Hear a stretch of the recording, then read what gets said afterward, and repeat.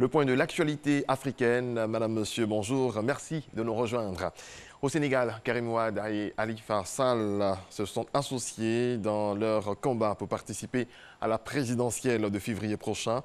Le premier est en exil, le second en prison. Les deux leaders accusent le pouvoir d'instrumentaliser la justice pour empêcher leur participation au scrutin. C'est donc ensemble que les partisans de Khalifa Sall et Karim Wade ont déposé hier leur dossier de candidature au Conseil constitutionnel.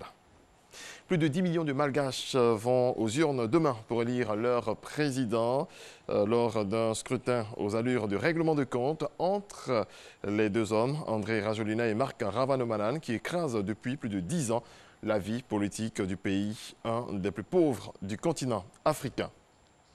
En République démocratique du Congo, à une semaine des élections, Martin Fayulu, candidat de la coalition Lamuka, appelle ses partisans à ne pas boycotter les élections suivies.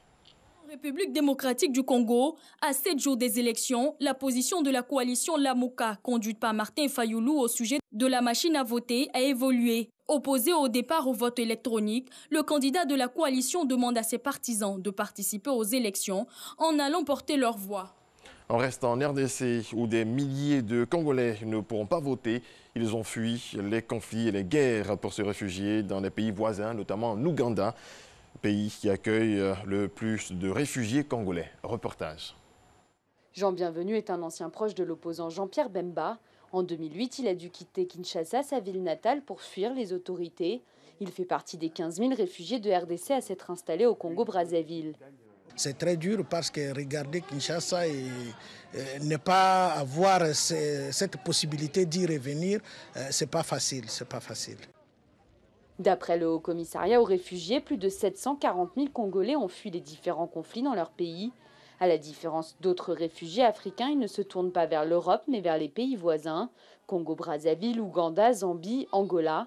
L'Ouganda est le pays qui accueille le plus de Congolais. Ils vivent dans des conditions difficiles dans des camps autour du lac Albert.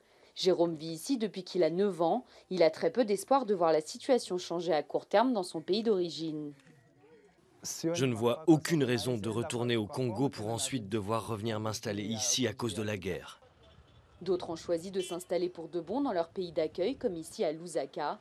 Bernard-Pierre-Marie Lukungu habite la capitale zambienne depuis 1993. Comme beaucoup ici, il n'attend rien des nouvelles élections de décembre. Nous sommes presque 25 000.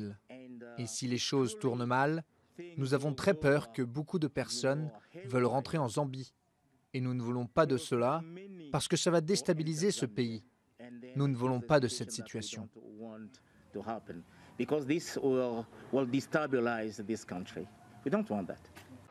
La crise a également provoqué le déplacement de 4,5 millions de Congolais au sein de la RDC, des réfugiés dans leur propre pays. Si pour certains les élections présidentielles du 23 décembre sont synonymes de changement, pour d'autres, l'espoir de voir leur pays en paix reste maigre. Au Kenya, des membres de la communauté Maasai participent aux Jeux olympiques Maasai, organisés pour sauver les lions en danger. Pendant des générations, les guerriers Maasai prouvaient leur virilité en tuant un lion. Mais une campagne menée par le champion olympique kenyan, David Rudisha, veut qu'ils troquent leur lance contre une activité sportive. Le Cambodge a saisi plus de 3,2 tonnes d'ivoire africain caché dans un conteneur de stockage en provenance du Mozambique. La découverte de plus de 1000 défenses découle d'un renseignement de l'ambassade des États-Unis.